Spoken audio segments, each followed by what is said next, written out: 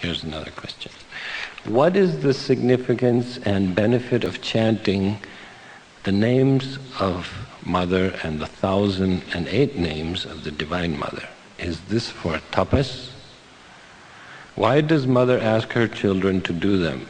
I am a householder with a demanding job and feel guilty that I don't have time to do these practices, or should they be my sadhana instead of mantra japa?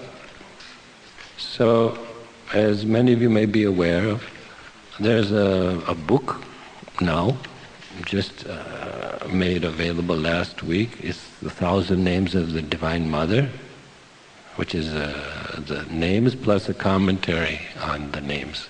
And in that book there's an introduction written by one of the brahmacharis at the ashram. And he says some very interesting things, and he quotes Mother also about the 1,000 names. And I would like to read you just a little bit of it. Mother, who has listened to the sorrows of millions of people and has dedicated her life to the Mother, has listened to the sorrows of millions of people and has dedicated her life to the alleviation of their pain. As a result of her untiring efforts, Sahasranam Archana, that's the repeating the 1,000 names, and chanting have become widespread even among the general public. The big Sahasranam Yajnas, the sacrifices that she organizes regularly, are a proof of the wish to strengthen this that is cherished by Mother, whose only desire is the happiness of the world.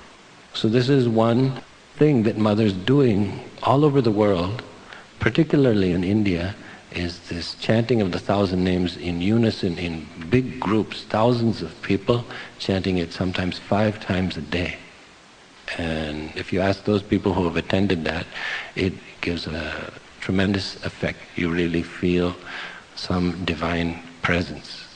Amma says this about the importance of the worship of the Mother of the Universe and the Lalita Sahasranam Archana at the present time.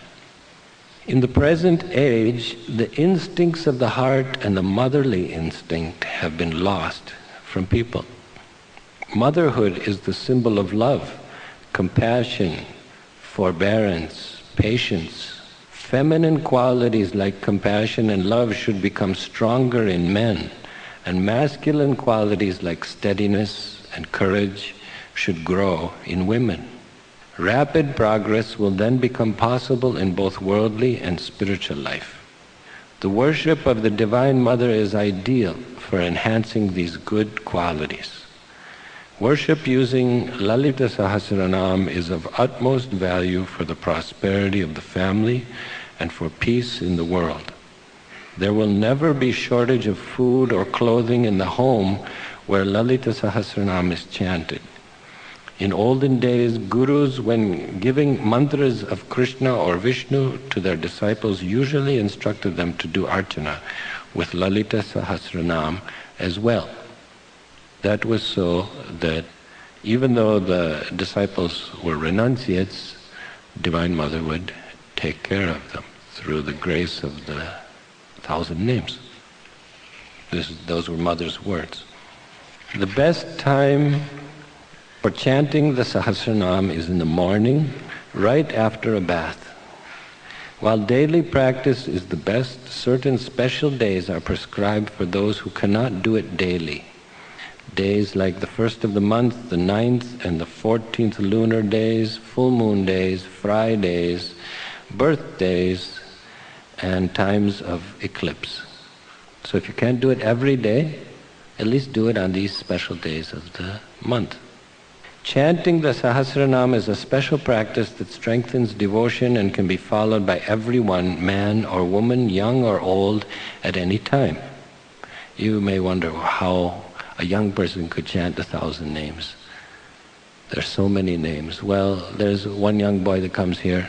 Since he's 6 or 7 years old, he's chanting the 1,000 names of Vishnu. He knows them by heart. When he was 7, he sat next to me and he chanted the whole thing without looking at a book. Took him about 45 minutes. So it's possible. Children can do it if the parents encourage them enough It is desirable to set apart a fixed time for daily chanting. If that time is missed, it's important to maintain the daily observance by doing it as soon as possible afterwards. Although it is important to strive for clarity and pronunciation while chanting, it is not necessary to give up the archana if one finds it hard to pronounce the names. God is one who understands our heart. Mother reminds us that the father knows that the baby is calling him and feels love for it, whether it says cha or acha. Acha means father in Malayalam. In the same way, devotion and concentration are more important than rituals or lamps or incense. There is no need to interrupt the daily practice because of difficulty in obtaining materials of worship such as flowers or food. All such materials are only props for concentration or symbols of surrender.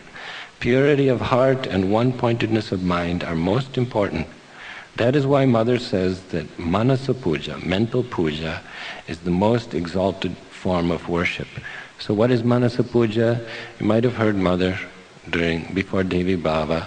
I don't know if she still does that here, but she describes how we should worship the Divine Mother in our mind, and then she describes what the form is like, and then you give her bath, and you put flowers and this thing and that thing. So in your mind, you worship. That takes a lot of concentration.